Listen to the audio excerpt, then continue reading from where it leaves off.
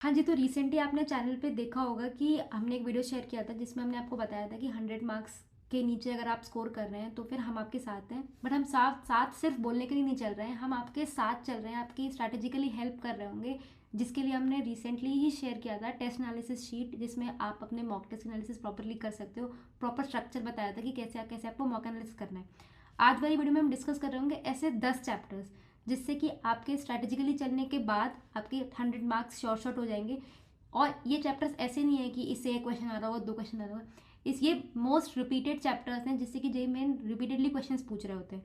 तो और ये तीनों सब्जेक्ट का है क्योंकि आपको ओवरऑल 100 मार्क्स के लिए ये 10 चैप्टर्स करने होंगे। बिल्कुल, तो हम एक मोटा मोटा स्ट्रक्चर डिफाइन कर रहे हैं और इसको शॉर्ट टर्म में नहीं देखना है, इसको लॉन्ग टर्म में देखना है कि जैसे टेस्ट एनालिसिस वाला पार्ट हो गया या तो फिर ये 10 चैप्टर वाला पार्ट हो गया। ऐसे जो इंपॉर्टेंट चीज़ें लग रही है तो उसको डायरी में प्रॉपर्ली नोट डाउन कीजिए, क्योंकि फर्स्ट अटेम्प्ट के बाद भी हम इस पर काम कर ही रहे होंगे। ये सारी चीज़ों पर इसको छोड़ नहीं देना है पीछे, ठीक है। हाँ, तो सबसे पहले हम स्टार्ट कर रहे होंगे केमिस्ट्री के चैप्टर से। सबसे पहले तो आपको केमिस्ट्री को करना ही करना है क्योंकि केमिस्ट्री बहुत ज़्यादा आपको शॉर्ट शॉर्ट मार्क्स दे रही होती है लास्ट के टाइम पे। क्योंकि और अभी तक आपने केमिस्ट्री करी भी नहीं होती तो एज सच आपको वो रिपीटेड नहीं लग रही होती कि आपने ये पढ़ लिया है, दोबारा क्यों पढ़ना है, क्योंकि आपने केमिस्ट्री टच ही नहीं करी होती है। तो हम केमिस्ट्री के चैप्टर से स्टार्ट करेंगे। फर्स्ट चैप्टर को केमिकल बॉन्डिंग। केमिकल बॉन्डिंग के जो बेसिक्स होते हैं उससे बहुत ज़्यादा क्वेश्चन आ रहे होते हैं जेई में। और आपसे वो बेसिक्स अगर आप वो बेसिक कर लोगे पीरियोडिक प्रॉपर्टीज़ वाले तो आप केमिकल बॉन्डिंग में इजीली समझ पाओगे कि क्वेश्चंस कैसे आ रहे होते हैं। और ट्रस्ट में बहुत सारे रिपीटेड क्वेश्चंस होते हैं जिसमें सिर्फ कुछ ना कुछ कंपाउंड चेंज कर देते हैं, लोन पेयर्स पूछ रहे होते हैं, नंबर ऑफ लोन पेयर्स, ऐसे बहुत इजी क्वेश्चंस हो रहे होते हैं केमिकल बॉन्डिंग से। यस बिल्कुल। और सेकंड होगा कोऑर्डिनेशन कंपाउंड्स। अगर आप ये चैप्टर को छोड़ रहे हो तो आपको एक बार रीथिंक करना और एक्चुअली नहीं छोड़ना है, क्योंकि केमिस्ट्री वाले पार्ट में ये थोड़े इंडिपेंडेंट साइड वाला चैप्टर है, प्लस डुएबल साइड वाला चैप्टर है, प्लस वो भी है कि बहुत सारे क्वेश्चन पूछ लेता है इससे, तो वो बन जाएंगे आपके। हाँ, और इसके बाद एक बहुत ही लो इनपुट चैप्टर आपका डीएनएफ ब्लॉक होता है जिसमें आपको बहुत ही कम इनपुट देना होता है, सिर्फ कुछ टेबल्स देखने होते हैं और आपको प्रॉपरली K2CR27 KMnO4 के स्ट्रक्चर्स देखने होते हैं। और इससे आपके इजी शॉर्ट मार्क्स होते हैं, तो इसको स्किप नहीं करोगे और इसका रिटर्न ऑन इन्वेस्टमेंट बहुत ज़्यादा है। और ये डीएनएफ ब्लॉक में मुझे याद है कि मोहित सर ने एक बहुत अच्छा वो सीने पे नादिया का दिल सुनाया, वो वाला पार्ट है ना, तो उससे आपको याद रह जाएगा। तो आप लैंथेनॉइड्स और रेक्टिनॉइड्स वाली सीरीज आपको बहुत देख रिपीटेड सकते हो, क्वेश्चंस एक आ रहे वन होते शॉट हैं। में ही खत्म हो जाएगा। हाँ, तो ये इजीली शॉर्ट चैप्टर है। इसके बाद आपका जो चैप्टर है वो है जीओसी। जीओसी के ट्रस्ट में बहुत सारे क्वेश्चंस आ रहे होते हैं, किसी किसी सब्जेक्ट में तो 3 से 4 क्वेश्चन सिर्फ जीओसी के होते हैं। और ऐसा नहीं कि बहुत टफ होते हैं, एसिडिटी से क्वेश्चन होते हैं, बेसिसिटी से क्वेश्चन होते हैं। और अगर आपने जीओसी को कॉन्सेप्चुअली समझा है ना तो आप उसको कर लोगे। बहुत डुएबल क्वेश्चन होते हैं, बट आपको थोड़ा सा एफर्ट देना होगा जीओसी में।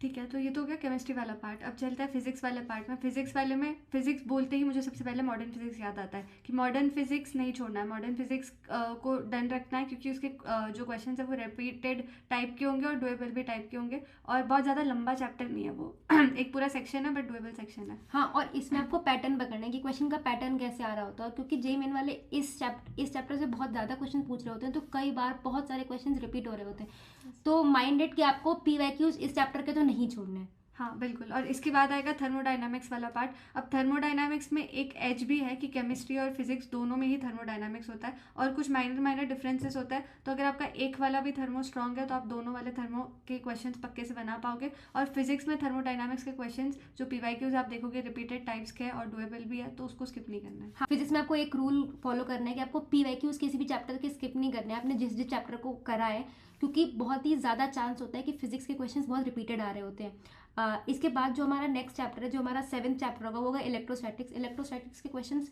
रिपीटेड होते हैं, पैटर्न फिक्स्ड होता है और क्वेश्चंस डुएबल होते हैं। अगर आपने क्योंकि आपने 12th के स्टार्टिंग में वो चैप्टर किया होता है तो आपके अंदर उस टाइम पे जोश भी होता है कि अब 12th स्टार्ट हुआ है, 11 जैसे बर्बाद किया था वैसे 12th नहीं बर्बाद करना है, तो हम पहले वाले चैप्टर्स कर लेते हैं अच्छे से। तो आपको आपकी कॉन्सेप्चुअल डेप्थ भी जनरली उसमें ज़्यादा होती है, तो आपके अगर कोई टफ क्वेश्चंस भी आ रहे होते हैं तो वो इजीली बन जाते हैं आपसे। एंड इसके साथ इलेक्ट्रोस्टैटिक्स का एक और फायदा कहाँ पर होता है, वो हमें ग्रेविटेशन वाले पार्ट में हल्की सी एज होती है, क्योंकि वो ऑलमोस्ट सिमिलर टाइप के क्वेश्चंस पूछ रहे होते हैं। तो अगर आपने एक का कॉन्सेप्ट समझ लिया है तो अगर आप केपलर्स लॉ वाले पार्ट को छोड़ दो ग्रेविटेशन में तो बाकी कॉन्सेप्चुअली सेम ही होता है। ठीक है। इससे रिलेटेड एक क्वेश्चन रहता है जनरली कि मैकेनिक्स और इलेक्ट्रोस्टैटिक्स में, इलेक्ट्रोमैग्नेटिज्म में कौन सा चूज़ करना चाहिए। इससे पहले भी हमने इस पर बात की हुई है। आप इलेक्ट्रोमैग्नेटिज्म पे ज़्यादा फोकस कर सकते हैं अगर ये दोनों में कन्फ्यूजन है तो, क्योंकि ये 12th का है तो इसका वेटेज भी ज़्यादा होगा और क्वेश्चंस थोड़े ज़्यादा डुएबल साइड पे आता है कंपेयर टू रोटेशनल मोशन वगैरह, है ना। और इसके बाद जो सेक्शन है वो है 2 चैप्टर्स, एक कोऑर्डिनेट ज्योमेट्री और एक वेक्टर 3D। ये 2 सेक्शन है। ये मेरे पर्सनली मैथ्स में सबसे स्ट्रॉन्गेस्ट सेक्शन थे और मैं मैथ्स का सेक्शन ओपन करते ही सबसे पहले ये दोनों चैप्टर्स के क्वेश्चन ढूंढती थी और इसको डन करती थी। तो कंपेयर टू अदर चीज़ें इसमें जो कॉम्प्लेक्सिटी डालने वाला पॉइंट है ना वो थोड़ा कम होता है, कम कॉम्प्लेक्स क्वेश्चन आता है और जो पैटर्न्स होता है वो थोड़े थोड़े में डिफाइंड होता है कि ये पैटर्न वाले क्वेश्चन आएंगे, तो इनको स्किप नहीं करना है। हाँ, क्योंकि वेक्टर 3D जैसे चैप्टर से काफ़ी सारे क्वेश्चन आ रहे होते हैं, किसी किसी में तो 4 क्वेश्चन सिर्फ वेक्टर से आ रहे होते हैं, 3D से आ रहे होते हैं। तो आपको वेक्टर 3D और ये कोऑर्डिनेट ज्योमेट्री वाला पोर्शन तो नहीं छोड़ना है।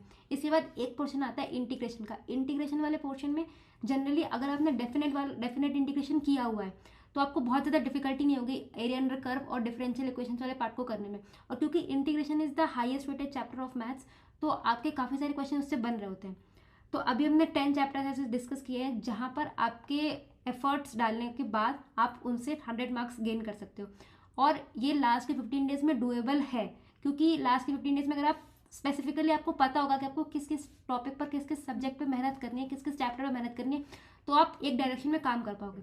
अब इसमें एक और पॉइंट आता है कि अगर इस लिस्ट में से आपने कोई भी चैप्टर बिल्कुल भी स्टार्ट नहीं किया है तो आप उसी वेटेज का, जैसे अगर आपको इलेक्ट्रोस्टैटिक्स छोड़ना है तो इलेक्ट्रोस्टैटिक्स से ऑलमोस्ट 3 क्वेश्चन आ रहे होते हैं, तो आप उसी वेटेज का, जैसे अगर आपको 3 क्वेश्चन का वेटेज है तो आप यूनिट डायमेंशन कर लो, मैग्नेटिज्म वाले पार्ट में एसी वाले क्वेश्चन कर लो, एसएचएम कर लो, क्योंकि कुछ चैप्टर्स होते हैं लो इनपुट, तो इसमें आपको से हाई अगर आउटपुट कुछ मिलता स्किप है। करोगे तो आपको अच्छे से बैलेंस आउट करके नया उसके लिए सब्स्टिट्यूट ढूंढना है। ऐसे नहीं कि यूनिट डायमेंशन डाल दे रहे हैं हम एक बड़े से चैप्टर के बदले हाँ, में। जैसे आप थर्मोडायनेमिक्स से यूनिट डायमेंशन नहीं कर सकते क्योंकि थर्मोडायनेमिक्स से 3 क्वेश्चन आ रहे होते हैं, यूनिट डायमेंशन में जनरली एक आ रहा होता है। ठीक है।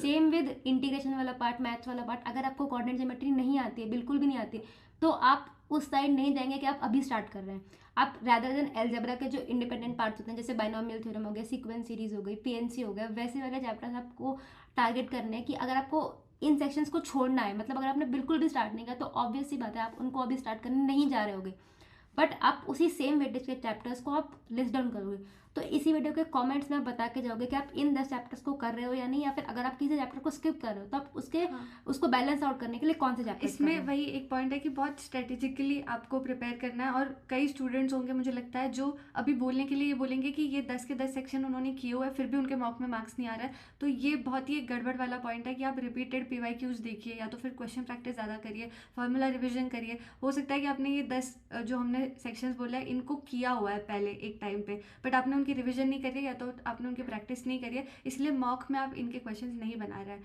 तो अगर आपको लग रहा है कि इसमें मोटा मोटा आपका कवरेज है तो मॉक को एनालाइज करिए कि मॉक में आप ये वाले चैप्टर्स के क्वेश्चन छोड़ देते हो क्या, और छोड़ते हो तो क्यों छोड़ते हो। ठीक है।